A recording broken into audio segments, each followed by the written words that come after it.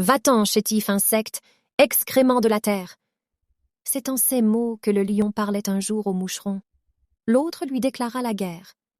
Penses-tu, lui dit-il, que ton titre de roi me fasse peur, ni me soucie? Un bœuf est plus puissant que toi, je le mène à ma fantaisie.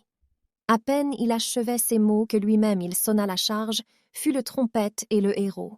Dans l'abord il se met au large, puis prend son temps, fond sur le cou du lion, qu'il rend presque fou. Le quadrupède écume, et son œil étincelle, il rugit, on se cache, on tremble à l'environ. Et cette alarme universelle est l'ouvrage d'un moucheron. Un avorton de mouche en 100 lieues le harcèle. Tantôt pique l'échine, et tantôt le museau, tantôt entre au fond du naseau. La rage alors se trouve à son faîte monté.